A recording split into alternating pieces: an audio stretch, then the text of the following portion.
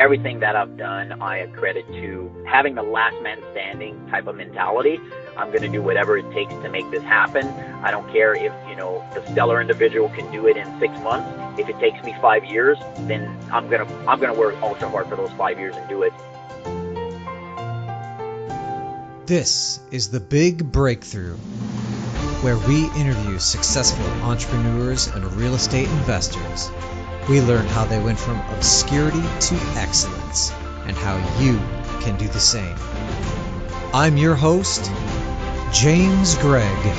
All right, thanks for joining us on The Big Breakthrough today. We've got a guest, Dino Pierce, out of Colorado with us with Edified Equity. Now, Dino's been actively and passively investing in real estate since about 2004. He comes from a family of entrepreneurs, and he's a U.S. Navy veteran, serving between the ages of 18 and 22 as an intelligence specialist. He also served in the Persian Gulf during Operation Southern Watch. Dino's been a multifamily expert speaker for Bigger Pockets. He blogs on Bigger Pockets. He hosts the Edified Equity podcast. He's the creator of the educational Facebook group Multifamily Passive Equity Owners Investors, and he's the founder of Edified Equity. Dino is currently working on projects that will bring his unit count up to the low to mid 100 units by the end of the year, maybe the thousands of units by the end of the year. And he works with an asset management group that has over 2,000 units under management. So with that, let's welcome Dino to the show. Dino, welcome. Thank you so much for being here. How are you doing today? Hey, I'm doing great. Thank you for having me. I'm super excited. Yeah, so I kind of glossed over some of the facts and figures in your bio, but can you fill us in a little bit there and give us a little bit of flavor to that brief intro? Yeah, no, thank you. You did a really good job. I'm honored and humbled. I think one thing that's important is I was raised by entrepreneurs. I have a college education, and I've worked professionally in business and, even as a clinician. But aside from myself, my parents, my grandparents, they all owned and operated their own business. And my grandfather, who's like the ultra uber entrepreneur out of everyone who kind of started it all, he had single family rentals. He had a few mobile homes. He had some self-storage. My dad had also some rentals, a little bit of a different type of rental. I'm from Southeast Louisiana, so he had rentals. Like the sportsmen out of New Orleans, Louisiana, would leave their boats actually in his storage facility, but it was for their boats, so they didn't have to pull it back and forth from the Gulf Coast all the way to the city. So I have a lot of experience in entrepreneurial business, just being raised in that background. But the good thing about it was kind of like, I worked for my grandfather starting when I was 13 in the ice house, in the shrimp sheds, at the fuel dock, at the gas station. And you would never know that I was the owner's grandson because I worked the hardest, the longest, and I got paid the least. Oh, man. Okay. Well, from humble beginnings to where you are now, Yes. Let's talk about Edified Equity. What's the company all about, and what are you currently working on? Edified Equity is it's my platform to educate people about this phenomenal opportunity, which is being an equity owner or investor into a multifamily syndication. Because in my humble opinion, it's one of the best investments available. It's virtually recession-proof. It's consistent returns that you put your pile of money into this asset. It's going to appreciate over time. It's going to appreciate because of the business plan that the team of operators, set in place. It's going to pay you quarterly. And in addition to that, there's very unique tax benefits associated with this asset class where you're going to defer taxes as well as be tax sheltered. So that's what Edified Equity is. It's an educational platform. And if people are interested in investing alongside of me and my investment group, then they would, of course, have to qualify. We use an SEC exemption called 506B. So they either have to be sophisticated or accredited investors, and we have to have a substantial background knowledge, deep understanding of their ability to make their investment decisions. And if they're not, then we're there to help educate people so that one day maybe they can.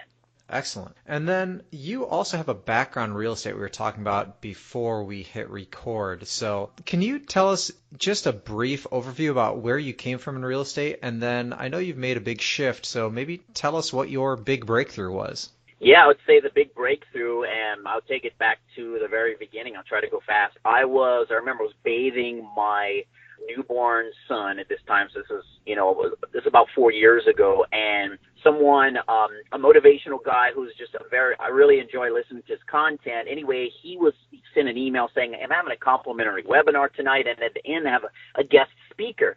Well, I like listening to this guy, so I was bathing my son, and we're listening to this, basically about motivation. You can achieve your goals. Believe in yourself. It's possible, that kind of message. And it was running, so at the end I stayed on to hear the guest speaker, and it was Sean Terry. And Sean Terry was on there teaching about wholesaling or selling your position in contracts. So finding a property, getting it under contract, and selling your position in that contract to a fix and flip or residential redeveloper. And he said something that it was along the lines of, you can make an extra maybe $3,000 a month. And I thought to myself, well, that couldn't hurt anyone.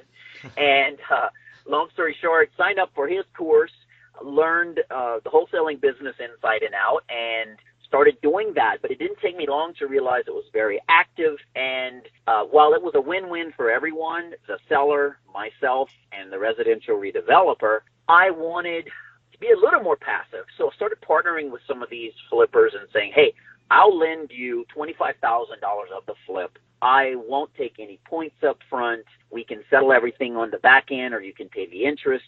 And I'm not going to even sell you the contract. We're going to partner on it and split some profits on the back end. So started doing that.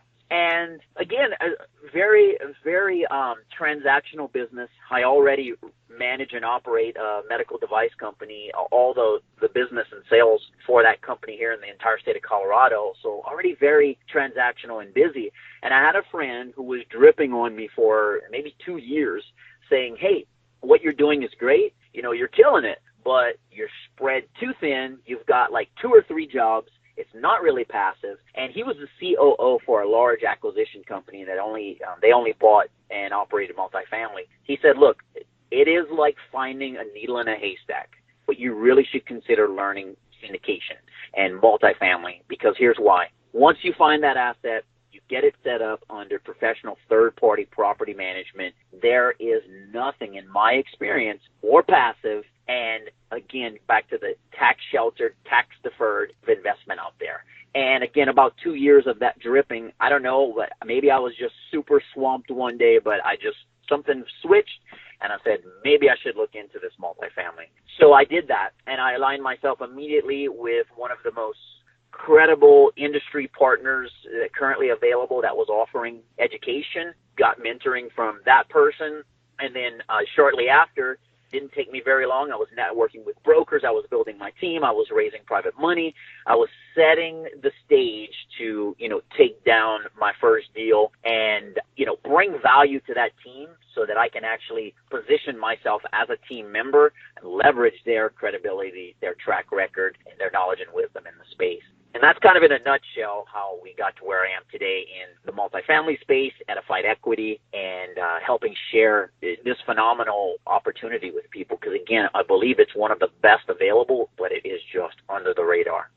Wow. Okay. So if we could go back then in time and you could talk to your younger self, you're wholesaling, you're working another business as well, what would you tell yourself then as far as your real estate investing career goes? Yeah, I would say, everything has its path, and there's a reason that I stumbled upon, Sean Terry first, which is because I was plugged into the other person I consider a mentor, and so that's how I got into real estate. It was like, you hear a lot of people say, I kind of stumbled into this upon accident. Not everyone has a plan to go into real estate. But if I can go back, I would say learn syndication first.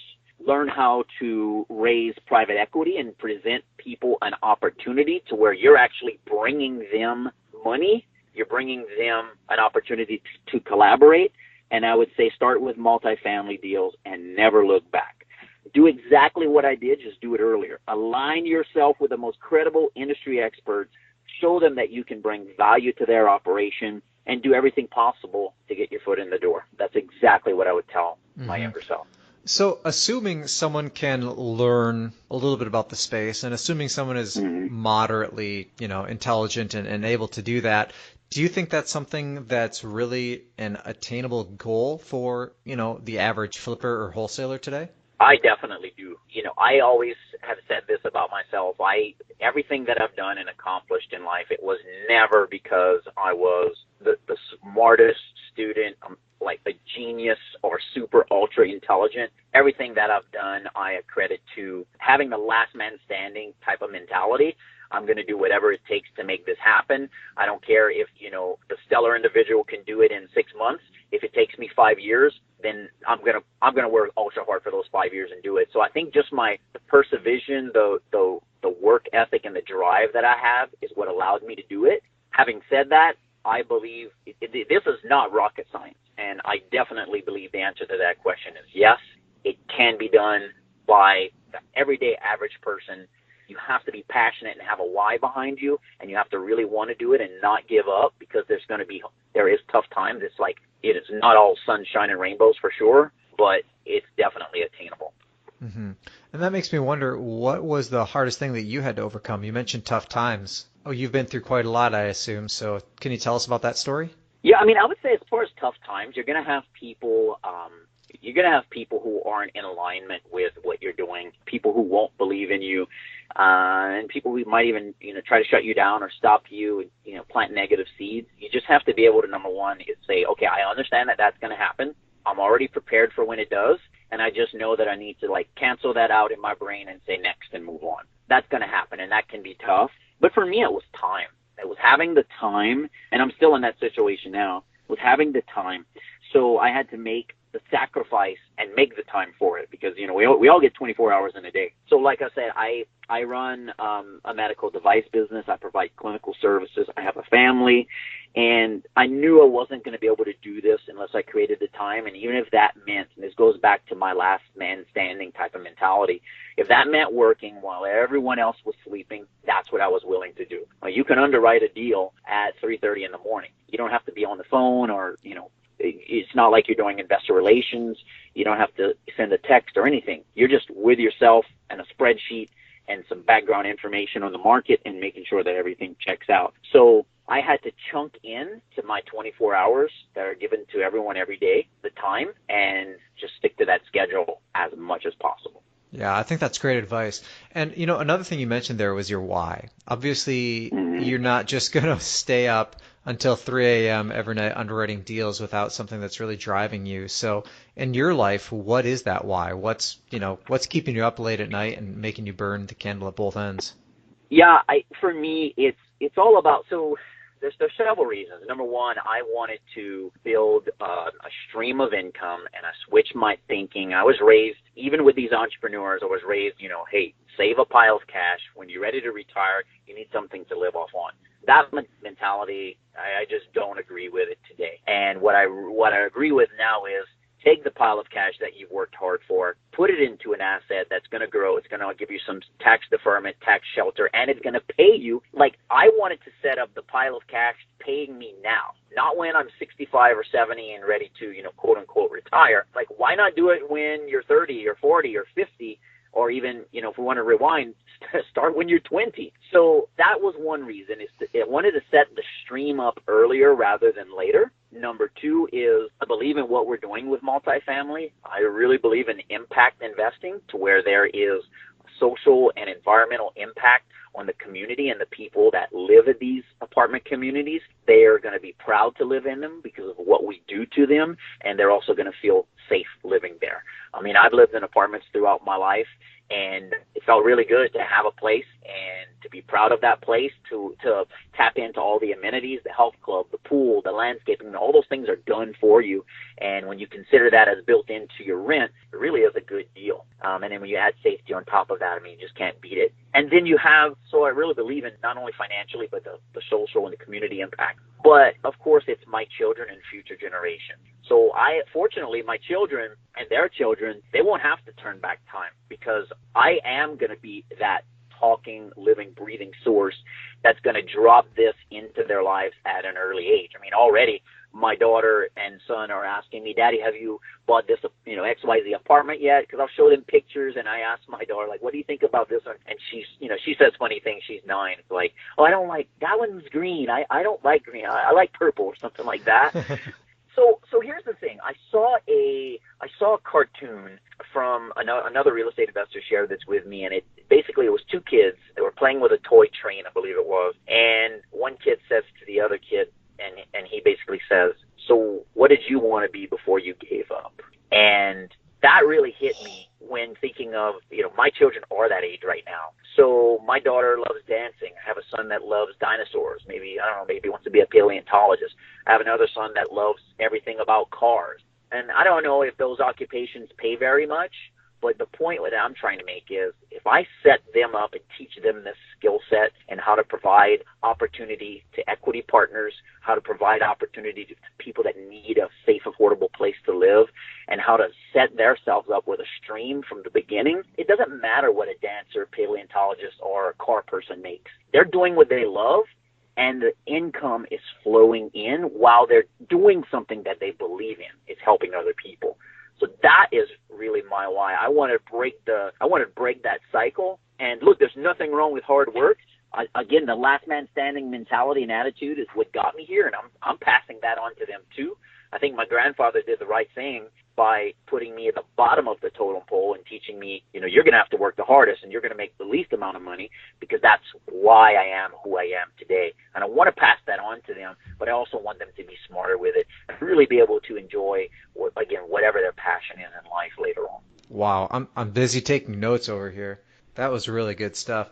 So I know you kind of started off with your why as, wanting to get your retirement funds flowing earlier, and it was kind of about you, but I saw that you really transitioned into thinking about others and thinking about setting them up to do what they love too, which I think is just really cool and a really motivational story for, I think, any of the listeners that have children wanting to be able to pass that type of thing along to them. Well, and even, that's also why I am passionate with Edified Equity and educating people about this opportunity, because whether or not they ever invest alongside me doesn't make a difference in what I'm doing. I'm offering complimentary, consultative, quality educational content on a routine basis so that other people who relate to me, they've worked hard, they've saved money, and they're just like, the stock market's risky. All I know about is stock, bonds, mutual funds. The returns aren't there. I can't let it sit in the bank. It's going to depreciate and lose value. So that's another big piece of the why, is to share this, again, this under the radar investment opportunity with as many people as I can, so that they too, not just my children, so that they too can do what matters most to them, whether that be make more money and invest more, spend more time with their family, donate to their charity organization, whatever it is. Again, this asset class and this opportunity is the path to getting them to that goal. I love it. We're going to take a quick break here, and when we are back, we're going to hit you with what I might call the action round for today. Dino Pierce, Edified Equity. All right. Hey, Big Breakthrough listeners, James here.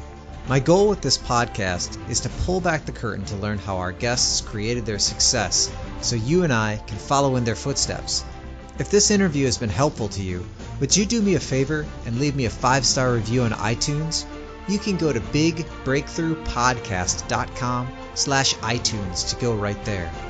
Also, if you have any feedback for me, if you have suggestions for guests you'd like to hear from, or if you'd like me to ask these guests a question that you haven't heard yet, you can help develop the show by joining the Insiders panel at bigbreakthroughpodcast.com/insiders.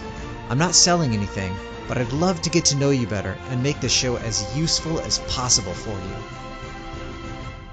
All right, we're back with Dino Pierce with Edified Equity. We're calling this the action round today because, Dino, a lot of our listeners want to create this success for themselves. They want to be out doing what you're doing, but they've got a limiting belief, or they don't know where to start. They don't know what to do. They want to go in a direction, but gosh, they don't even know what direction to take the first step in. So let me start you with this. We've got a few questions here, and you can just kind of hit me with a quick answer, a long answer, whatever works best for you. But you've transitioned pretty handily from wholesaling into some private money lending, into where you are now putting together these deals, being part of the syndication team. So if I've got a wholesaler listening to this conversation and he's thinking, man, that sounds awesome, what steps would you recommend to him to start raising private money and start his path to where you are today? The first thing I would do is if they want to, start raising private money, the first thing you need to do is get a pretend deal or a deal that was real, but it's no longer accessible. So that you could sit down with, if you're in wholesaling, you obviously already know real estate investors. You might know hard money lenders, private money lenders, people that are flipping, obviously you should know them, and other wholesalers. And you can start with your network of people and sit down with the deal package, explain how this unique opportunity is different than what they're currently doing.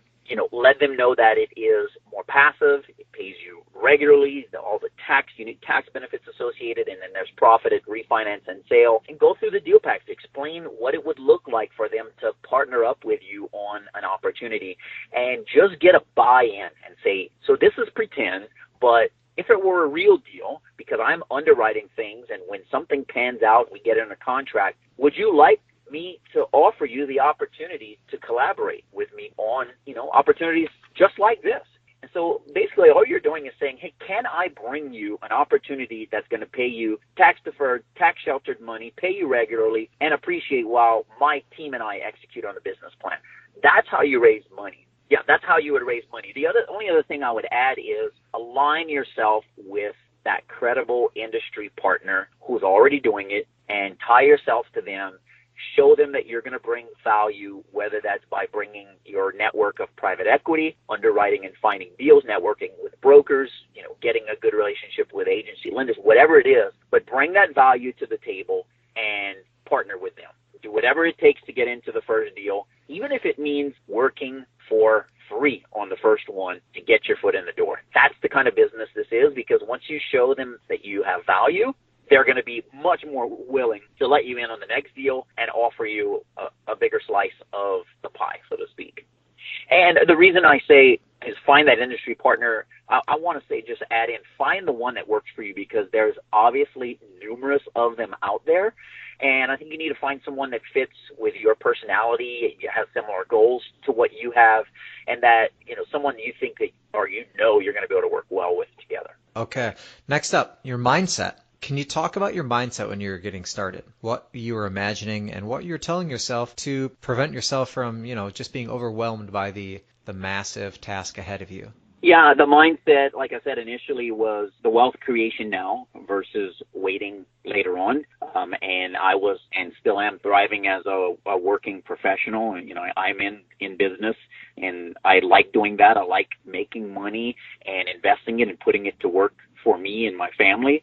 A lot of people in my situation, they want to quit their jobs, and that's fine if that's your goal. That my goal is not to say, hey, I can teach you how to quit your job. This investment vehicle can, however, help them make their exit. It's just not my personal goal. Personally, I wanted to create that alternate stream of income while being able to continue to excel as a business professional and continue doing, what I'm doing with the company that I'm with. And we were just last year the number 4 most innovative growth company.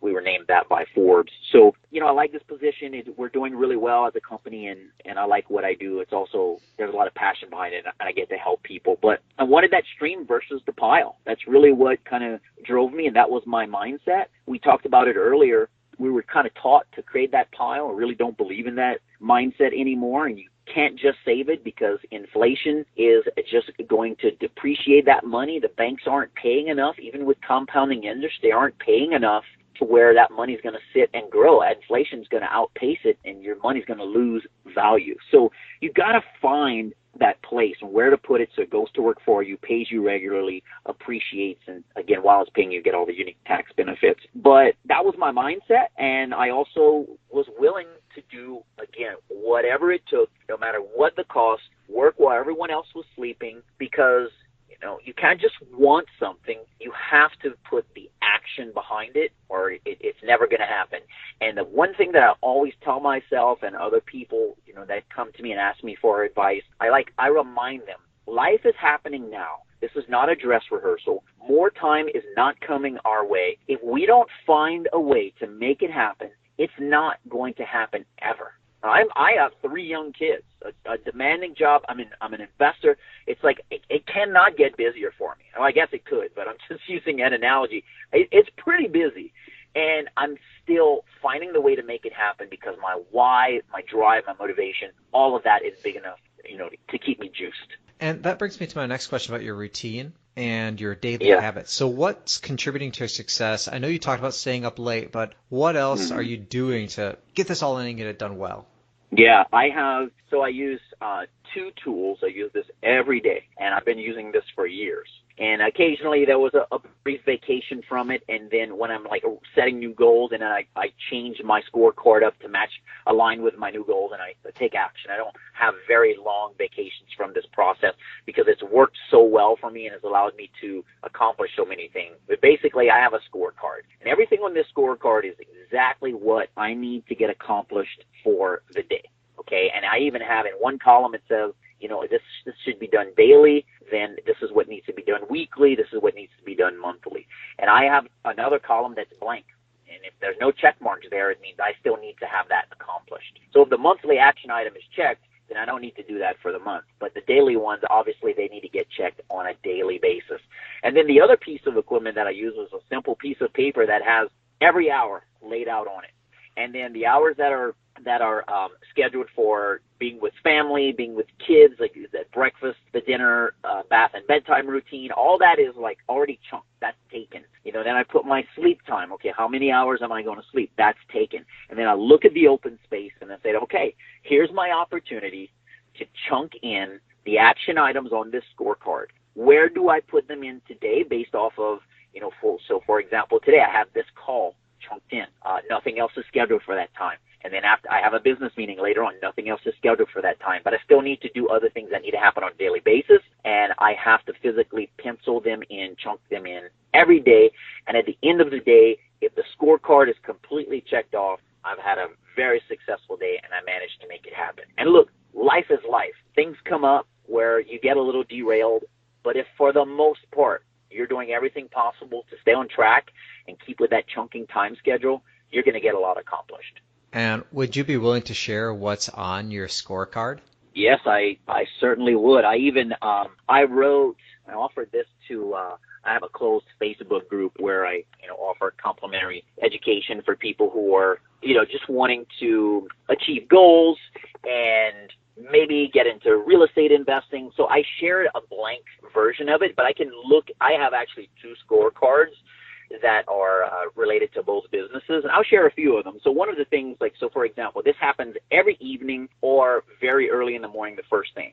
I look at my calendar and I make sure that all of the appointments that I have written on my paper calendar are chunked in on my time chunking worksheet. And I set alarms on my phone. So usually about 15 minutes before this meeting or phone call or appointment, whatever is supposed to happen, I get an alarm because I have my day it's structured. It's not like, you show up at 7 and you're done at 6 or 5 and all day long you're at a desk.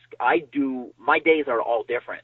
So I'm constantly looking at the time schedule. Okay, what is this alarm going off for?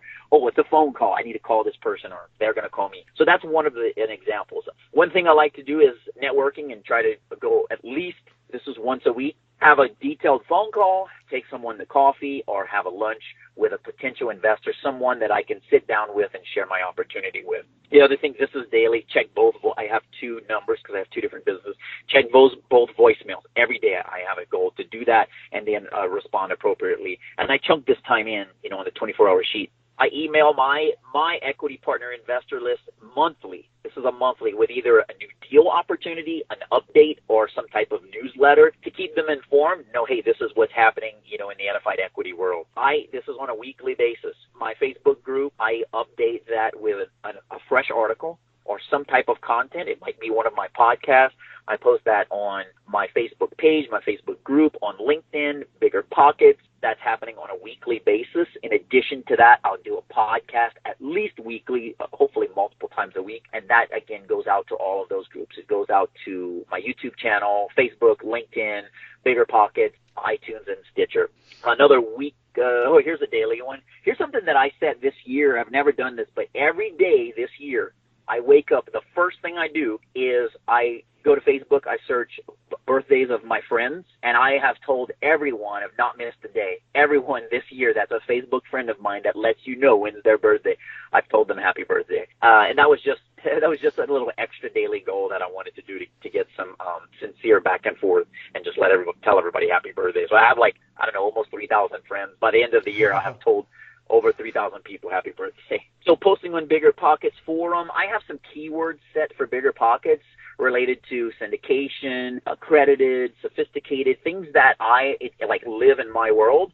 So every time I get an email notification, whether that be daily, weekly, or monthly, I have it set as a daily goal, but it doesn't go off every day, of course. I make an effort to go and read that person's post and try to create or add value and answer their question. Yeah, those are some examples. I'm looking at the other thing that I didn't mention is concisely respond to emails. I do that on a daily basis as well. And I have others, but it's related to the medical device side, so I don't know how relevant it would be, to this podcast. Yeah, and as you can see, though, it's a ton. And if you don't put it in, if you don't chunk it in, it's easy to miss. Oh, I didn't check my voicemails today, or I didn't respond to email. It's easy for one of them to fall off. And if you don't chunk it and follow up, you're not going to stay on track. Next up, best business or real estate book you've read in the last year. Yeah, that's a good one. And this is one that I don't know how many people have said, but I really like Claude Dimon. So Claude Dimon I've actually met him in person. We've had a lot of interaction on Facebook, even private messaging, and I think we live he lives in Winter Park, I live in Conifer. He also has a house in San Diego, so he kind of goes back and forth. But anyway, he's like, yeah, we ever come to Winter Park, let's meet up for lunch. So real down-to-earth guy, and I relate to him because I know his story and I read his book. But Claude's book, The Mentor, teaches the guts sales method, is not only a book that I've recently read, I have reread it and go back to it as almost like a very useful resource. It's just a phenomenal book, and GUTS stands for Great Unconventional Techniques in Sales, and that's exactly what, Claude does. And he has a staircase process. It's a great book. I highly recommend it. Excellent. Okay, and then lastly, what's the best way for our listeners to connect with you? I'm pretty easy to find. Active on social media with Facebook. They can find me on the web at www.edifiedequity.com. Learn more about me. They can contact me there, even schedule a complimentary 15 to 30 minute phone call. And on that page, you can connect to my YouTube channel, my LinkedIn, and Facebook. There's all little buttons they could click, and it'll take you right there. So I'm pretty easy to get a hold of. Perfect. All right. Well, thank you so much for being here, Dino. It's been great talking with you today. Yes, sir. Thank you for the opportunity. I really appreciate it. Hey, Big Breakthrough listeners. That was Dino Pierce with Edified Equity. If you want to check out the show notes, you can go to bigbreakthroughpodcast.com/Dino Pierce. I just love Dino's mention of his last man standing mentality, his willingness to do whatever it takes to get ahead in business and to make his dreams a reality. If it means underwriting deals at 3 a.m. or if it means blocking his calendar so specifically that he can get in everything that he needs to. Man, that's awesome. And with that, we're going to wrap up this episode of The Big Breakthrough. I'm going to leave you with a clip from our next episode. And what happened was I kept getting better and better jobs and making more money. And so with that, I was complacent. But I got to a point, and I would say it was probably when I was about 10 years ago when I bought my first real estate. That was kind of the kick in butt, where I was making the money that I thought when I made that money, I would be, free is too strong a word, but I would be rich, or I would be happy. And I wasn't. It was just the same. I just had more money in a bank account. And what I realized what I was unhappy with was the trading my time for money part. That's what I didn't want to do anymore.